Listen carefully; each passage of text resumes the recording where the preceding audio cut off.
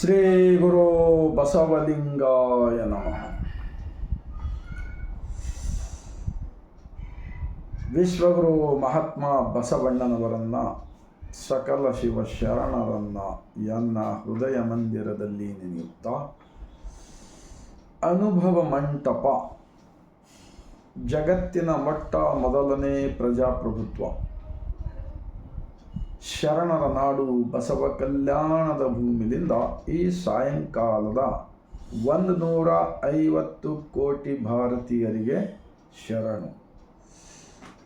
ಒಂದು ಮಹಾತ್ಮ ಬಸವಣ್ಣನವರ ವಚನ. ಪಂಜರ ಬಲ್ಲಿತ್ತೆಂದು ಅಂಜದೆ ಓಡುವ ಗಿಳಿಯೇ, ನಾನೆಂದೆಂದಿಗೂ ಅಳಿಯನೆಂದು ಗುಡಿಗಟ್ಟಿದೆ ಅಲ್ಲ. ನಿನ್ನ ಮನದೊಳಗಣ ಮಾಯಾ ಪಂಜರವ ಕೊಲ್ಲುವಡೆ, ನಿನ್ನ ಪಂಜರಕ್ಕೆ ಯಾವುದು ಹೇಳ ಕೂಡಲ ಸಂಗಮ ದೇವನಲ್ಲದೆ. ನಾನು ಇದೇ ವಚನ ಇವತ್ತು ಯಾಕೆ ಹೇಳ್ತಾ ಇದ್ದೀನಿ ಅಂದರೆ, ಈ ನೀಟ್ ಎಕ್ಸಾಮ್ದಲ್ಲಿ ಲಕ್ಷಗಟ್ಟಲೆ ಯುವಕರು ಪರೀಕ್ಷೆ ಕೊಡ್ತಕ್ಕಂಥದ್ದು, ಹಗಲು ರಾತ್ರಿ ಕಷ್ಟಪಟ್ಟು ಓದಿ ಬರೆದು ಅಂತಹ ವಿದ್ಯಾರ್ಥಿಗಳಿಗೆ ಇವತ್ತು ಭಾರತ ದೇಶದಲ್ಲಿ ಮೋಸ ಆಗಿದ್ದನ್ನು ನಾವು ಕಾಣ್ತಾ ಇದ್ದೀವಿ. ಅದು ರಾಷ್ಟ್ರೀಯ ಚಾನೆಲ್ಗಳು ಯಾವ ಹೇಳ್ತಾ ಇಲ್ಲ, ಸೋಷಿಯಲ್ ಮೀಡಿಯಾಗಳಲ್ಲಿ. ಪೇಪರ್ ಲೀಕ್ ಅಂದರೆ ಪ್ರಶ್ನೆ ಪತ್ರಿಕೆ ಹೊರಗಡೆ ಬಯಲಿಗೆ ಯಾರಿಗಾದ್ರೂ ಕೊಟ್ಬಿಟ್ರಪ್ಪ ಅಂತಂದರೆ ಅದು ಯಾರೂ ಕೂಡ ಓದಲಾರ್ದೇ ಬರೆಯಬಹುದು, ಕಷ್ಟಪಡಲಾರ್ದೇ. ಅಂಥ ಪರಿಸ್ಥಿತಿ ನಿರ್ಮಾಣ ಆಗಿದೆ ಅಂಥೇಳಿ ಇವತ್ತು ದೆಹಲಿಯಲ್ಲಿ ಸೋನಮ್ ವಾಂಗ್ಚುಕ್ ಅಂತಕ್ಕಂಥವರೊಬ್ಬರು ಹೋರಾಟಗಾರರು ಕಳೆದ 17-18 ದಿವಸದಿಂದ ಉಪವಾಸ ಸತ್ಯಾಗ್ರಹ ಕುಳಿತಿದ್ದರೂ ಕೂಡ ಅವರನ್ನು ಇವತ್ತಿನ ರಾಜಕಾರಣಿಗಳು ನಾವೇ ಓಟ್ ಹಾಕಿ ಅವರಿಗನ್ನು ಮಂತ್ರಿಗಳು, ಪ್ರಧಾನಮಂತ್ರಿಗಳು, MLA ಆಗಲಿ MP ಗಳಾಗಿ ಮಾಡಿದ್ದೀವಿ. ಇವತ್ತು ಅವರೇ ಈ ಸಮಾಜದ ಕಷ್ಟವನ್ನು ವಿಚಾರಿಸ್ತಕ್ಕಂಥ ಮಾತಾಡ್ತಕ್ಕಂಥದ್ದು ನಾವು ನೋಡ್ತಾ ಇಲ್ಲ. ಅದರ ಬದಲಾಗಿ ಅವರ ಹೋರಾಟವನ್ನು ಹತ್ತಿಕ್ಕಿ ಅವರನ್ನು ಕಳ್ಳರನ್ನು ಯಾವ ಥರ ಹಿಡ್ಕೊಂಡು ಹೋಗ್ತಾರಲ್ಲ ಆ ಥರ ಮಾಡ್ತಕ್ಕಂಥದ್ದನ್ನು ಕಂಡು ನಾನು ಬಸವಣ್ಣನವರ ಈ ವಚನವನ್ನು ಇವತ್ತು ನನಗೆ ನೆನಪಿಗೆ ಬರ್ತಾಯಿದೆ. ಇವರು ಎಷ್ಟೇ ಅಹಂಕಾರಿಗಳಿರಲಿ, ಯಾರೇ ಇರಲಿ, ರಾಜರು, ಮಹಾರಾಜರು, ಬ್ರಿಟಿಷರು, ನಿಜಾಮರು ಎಲ್ಲರೂ ಹೋದರು, ಅವ್ರ ಹೆಸರೇ ಇಲ್ಲ ಇವತ್ತು. ಆದರೆ ಮಹಾತ್ಮ ಬಸವಣ್ಣನವರು ಒಬ್ಬ ಪ್ರಧಾನಮಂತ್ರಿಯಾಗಿದ್ದುಕೊಂಡು ಅವತ್ತು ಬಿಜ್ಜಾಡ ರಾಜನ ಕಾಲದಲ್ಲಿ ಎಷ್ಟೊಂದು ಒಳ್ಳೆಯ ಕೆಲಸ ಮಾಡಿದ್ರಲ್ಲ.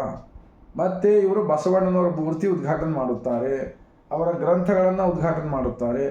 ಆದರೆ ಅವರ ತತ್ವದ ಎಲ್ಲ ವಿಚಾರಗಳ ವಿರುದ್ಧವಾಗಿಯೇ ನಡೀತಾ ಇದೆ ದೇಶದಲ್ಲಿ, ಅಂದರೆ ಮುಟ್ಟಿ ಮೈಲಿಗೆ ಮಾಡ್ತಕ್ಕಂಥದ್ದು. ಆದ್ದರಿಂದ ಒಂದು ಬಸವಣ್ಣನವರು ಒಂದು ಗಿಳಿ ಮತ್ತು ಪಂಜರದ ಉದಾಹರಣೆ ಕೊಟ್ಟಿದ್ದಾರೆ.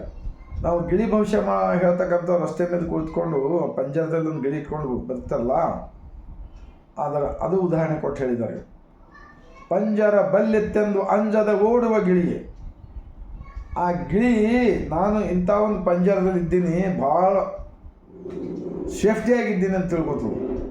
ಆದರೆ ಆ ಗಿಳಿಯನ್ನು ಒಂದು ಬೆಕ್ಕು ಕಾಯ್ಕೊಂಡು ಕುಂತಿರುತ್ತದೆ.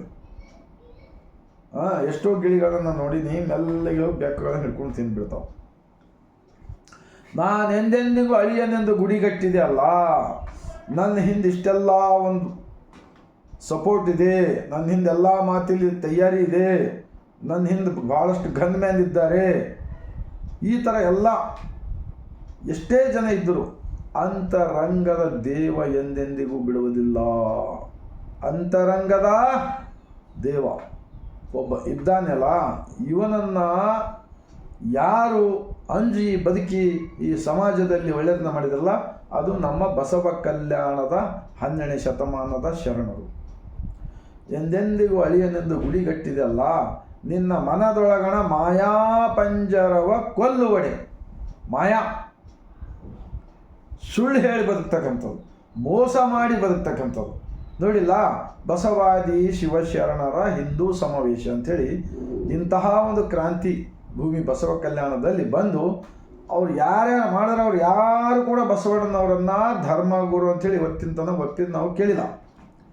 ಮತ್ತು ಯಾರು ಕೂಡ ಏಕದೇವ ಉಪಾಸನೆ ಮಾಡ್ತಕ್ಕಂಥದ್ದು ನಾವು ನೋಡಿಲ್ಲ. ದೇಹವೇ ದೇವಾಲಯ ಅಂತಿಲ್ಲ. ಆ ಶರಣರ ತತ್ವದ ವಿರುದ್ಧವಾಗಿ ಒಂದು ಈ ತತ್ವ ಮತ್ತೆ ಮತ್ತೆ ಮತ್ತೆ ಮತ್ತೆ ಬೆಳೆಯಲಾರದಂತೆ ಒಂದು ರಾಜಕಾರಣ ಮಾಡಿ ಹೋಗ್ತಕ್ಕಂಥದ್ದು ನಾವು ನೋಡಿದ್ದೀವಿ ಬಸವ ಕಲ್ಯಾಣದಲ್ಲಿ.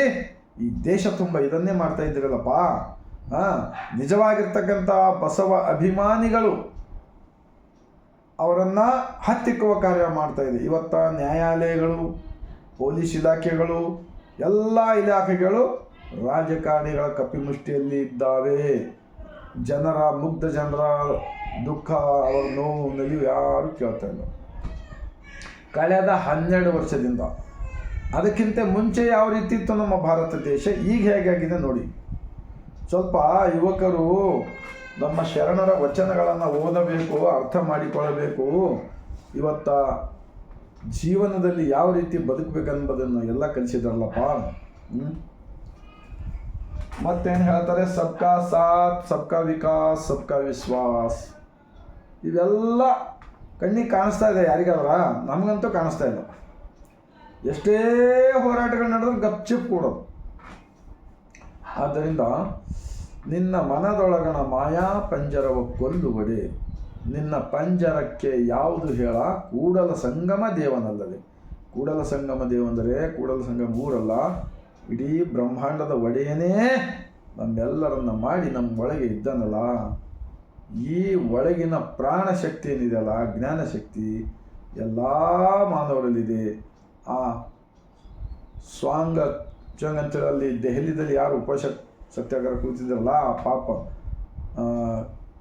ಸ್ಟೂಡೆಂಟ್ಗಳ ಸಲುವಾಗಿ ಅಂಥವ್ರ ನೋವನ್ನು ಅರ್ಥ ಮಾಡಿಕೊಳ್ಳಲಾರದೆ, ತಪ್ಪಿಸ್ತರನ್ನು ಶಿಕ್ಷೆ ಕೊಡಲಾರದೆ ಮತ್ತೆ ಅನ್ಯಾಯ ಮಾಡ್ತಕ್ಕಂಥದ್ದು ಇದು ಒಳ್ಳೆಯದಲ್ಲ. ಇದು ದೇಶದಲ್ಲಿ ಮಾನಸಿಕವಾಗಿ ಜನರನ್ನು ಗುಲಾಮಗಿರಿಯಲ್ಲಿ ತಳ್ತಕ್ಕಂಥದ್ದು ನಾವು ನೋಡ್ತಾ ಇದ್ದೀವಿ. ಹೀಗೇ ಸುಮ್ಮನೆ ಕುಳಿತರೆ ಏನು ನಿಜಕ್ಕೂ ನಮ್ಮ ದೇಶ ಆಗಿನ ಆ ಬ್ರಿಟಿಷರ ಕಾಲಕ್ಕಿಂತ ಇವಾಗ ಹೆಚ್ಚು ಕೆಟ್ಟದನ್ನು ನಾವು ನೋಡ್ತಾ ಇದ್ದೀವಿ, ಕೆಟ್ಟದನ್ನು ಕೇಳ್ತಾ ಇದ್ದೀವಿ. ಇದೇ ಹೆಚ್ಚಾಗಿ ಬಿಟ್ಟಿದೆಯಲ್ಲ, ಇದರ ಅಂತ್ಯ ಆಗಬೇಕು. ಮನಸ್ಸುಗಳನ್ನು ಬದಲಾಯಿಸಿಕೊಳ್ಳಬೇಕು. ಮತ್ತು ಅಣ್ಣ ಬಸವಣ್ಣನವರು ಸ್ಥಾಪಿಸಿದ ಅನುಭವ ಮಂಟಪದ ವಿಚಾರಗಳನ್ನು ಅವರ ಹೆಸರು ಹೇಳಿಕೊಂಡು ತಿರುಚುವ ಕಾರ್ಯ ಕೂಡ ಜೋರಾಗಿ ನಡೀತಾ ಇದೆ. ಆದರೂ ಕೂಡ ಎಂದೆಂದಿಗೂ ಸಾಧ್ಯವಾಗುವುದಿಲ್ಲ. ಅವರವರ ಮನದೊಳಗಣ ಮಾಯಾ ಪಂಜರ ಕೊಲ್ಲುವಡೆ, ಆ ಪಂಜರಕ್ಕೆ ಯಾವುದು ಹೇಳ, ಕೂಡಲ ಸಂಗಮ ದೇವನಲ್ಲಿ. ಅವರ ಒಳಗಿನ ಮನಸ್ಸು ಹೃದಯದಲ್ಲಿ ಏನು ಸತ್ಯ ಅಸತ್ಯ ಒಂದು ತಿಳಿಯಲಾರದಂತೆ ಮಾಡ್ತಕ್ಕಂಥ ಈ ನಾಟಕ ಕಂಪ್ನಿ ಏನಿದೆಯಲ್ಲ, ಇವರು ಬದಲಾಗಬೇಕಂತ ಹೇಳಿ ವಿನಂತಿಸಿಕೊಳ್ತಾ, ನಿಮ್ಮೆಲ್ಲರ ಹೃದಯಕ್ಕೆ ಈ ಮಹಾತ್ಮ ಬಸವಣ್ಣನವರ ಒಂದು ಬಿಜ್ಜಳ ರಾಜನ ಕಾಲದ ಪ್ರಧಾನಮಂತ್ರಿಗಳ ವಚನ ನಿಮ್ಮ ಹೃದಯಕ್ಕೆ ತಟ್ಟಿದೆ. ಆದರೆ ಏನು ಇವತ್ತು ದೇಶಕ್ಕೆ ಬೇಕಾಗಿರ್ತಕ್ಕಂಥದ್ದು ಜಗತ್ತಿನ ಮೊದಲನೇ ಪ್ರಜಾಪ್ರಭುತ್ವದ ಕೇಂದ್ರ ಬಸವ ಕಲ್ಯಾಣದ ತತ್ವವನ್ನು ನಾವೆಲ್ಲರೂ ಉಳಿಸೋಣ, ಬೆಳೆಸೋಣ. ಆ ನಂತರ ಎಷ್ಟು ದಿವಸ ಉಳಿತೀವಿ ಅದು ಮುಖ್ಯ ಅಲ್ಲ. ಉಳಿದಷ್ಟು ದಿವಸ ಎಲ್ಲರೂ ಕೂಡಿ ಪ್ರೀತಿಯಿಂದ ಬದುಕುವುದನ್ನು ಕಲಿಯೋಣ. ಈ ರಾಜಕಾರಣಿಗಳು, ಈ ಧರ್ಮದ ಬೋಧನೆ ಮಾಡ್ತಕ್ಕಂಥವ್ರು, ನೀವೆಲ್ಲರೂ ನಿಮ್ಮ ಸ್ವಾರ್ಥವನ್ನು ಬಿಟ್ಟು ಒಂದು ವೇಳೆ ಬಸವಣ್ಣನವ್ರ ಹೆಸರು ತೆಗೆದುಕೊಳ್ತೀರಪ್ಪ ಅಂದರೆ ಅವರ ವಿಚಾರಗಳನ್ನು ಆಚರಣೆಯಲ್ಲಿ ತರಬೇಕಪ್ಪ. ಅದನ್ನು ಬಿಟ್ಟು ಸಮಯಕ್ಕನುಸಾರವಾಗಿ ಬಸವಣ್ಣನವರು ಸ್ಥಾಪಿಸಿದ ಅನುಭವ ಮಂಟಪದ ಲಿಂಗಾಯತ ಧರ್ಮ ಅಂಥೇಳಿ ಹೇಳಿಕೊಂಡು ಎಲ್ಲ ಶರಣರು ಅವತ್ತು ಬಸವಣ್ಣನವರನ್ನು ಧರ್ಮಗುರು ಅಂತ ಒಪ್ಪಿಕೊಂಡಿದ್ದಾರೆ.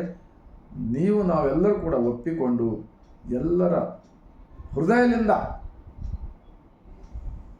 ಕಲ್ಯಾಣ ಬಯಸೋಣ ಎಂದು ಹೇಳ್ತಾ, ಸರ್ವರಿಗೂ ಈ ವಚನದ ವಿಡಿಯೋ ತಲುಪಿದೆ. ಆದರೆ 150 ಕೋಟಿ ಭಾರತೀಯರಿಗೆ ತಲುಪುವ ಕಾರ್ಯ ಮಾಡಿದರೆ ಮಾತ್ರ ದೇಶಭಕ್ತಿ, ರಾಷ್ಟ್ರಭಕ್ತಿ ಮಾತು ಆಡಿದ್ದಕ್ಕೆ ಅದು ನುಡಿ ಮತ್ತು ನಡೆ ಒಂದಾಗುತ್ತದೆ ಅಂತ ಹೇಳ್ತಾ ಮತ್ತೊಮ್ಮೆ ಸರ್ವರಿಗೂ ಶರಣ.